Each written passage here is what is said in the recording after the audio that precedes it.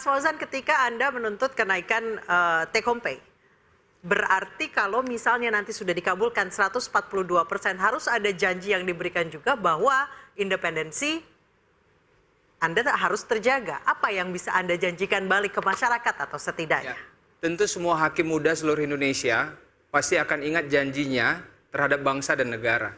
Kalaupun ada satu orang yang bersalah, itu tidak bisa kita generalisir. Ada 7.600 hakim yang saat ini juga sedang menjaga dirinya dari hal-hal yang tidak harusnya dilakukan. Jangan karena 1-2 orang hakim berbuat salah, kemudian kita generalisir bahwa semua hakim tukang menerima suap. Semua hakim kalau tidak disogok, tidak dimenangkan. Nggak boleh gitu. Coba kita lihat, harus objektif.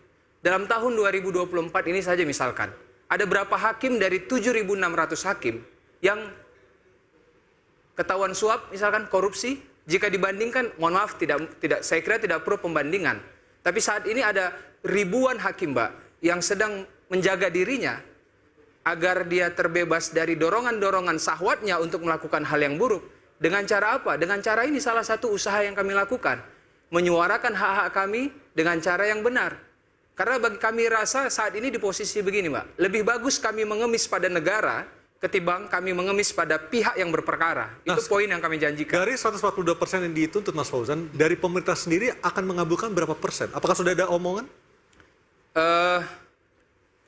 Informasi valid belum sebenarnya, sebab kita dari Solidaritas Hakim Indonesia belum melihat langsung suratnya.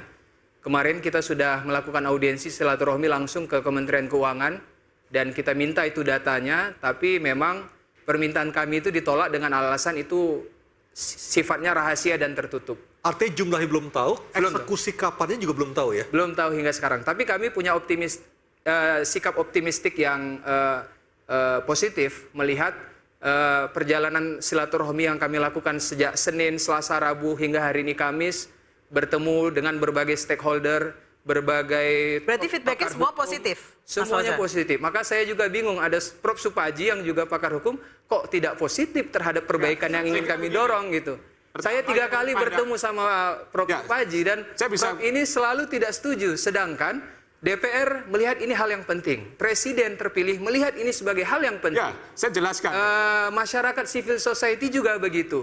Para NGO juga begitu. Para tokoh bangsa juga begitu. Kenapa masih ada tokoh yang tidak melihat ini sebagai hal yang urgen? Gitu. Saya bingung sebenarnya. Saya tadi katakan bahwa soal kenaikan bukan persoalan. Tapi yang jadi persoalan adalah tata cara tadi itu. Yang kenapa kemudian harus melakukan cuti bersama. Terus pertanyaan tadi, apakah ada yang salah dalam konteks cuti bersama? Ukurannya bukan sekedar salah dan benar. Ukurannya adalah pantas tidak pantas, etis tidak etis. Ketika kemudian representasi wakil Tuhan di dunia yang dimuliakan, pejabat negara, kemudian pada akhirnya dalam konteks menuntut harus cuti bersama. Bisa dicek misalnya dalam sebuah sistem kerja, apakah mungkin misalnya dalam satu unit itu benar bisa cuti bersama. Satu itu, jadi sekali lagi, bukan konteksnya saya tidak setuju kenaikan, tetapi tata cara tadi itu. Bayangkan saja, 4 hari, Senin, Selasa, Rabu, Kamis, 5 hari. Hasilnya apa? Hasilnya apa? Hanya sekedar pengetahuan, hanya sekedar pengertian saja kepada orang-orang yang didatangi. Berikan kami nasihat, Prof. Apa langkah yang bisa kami lakukan agar para pengadil menerima hak-haknya? Coba, berikan kami nasihat, Prof.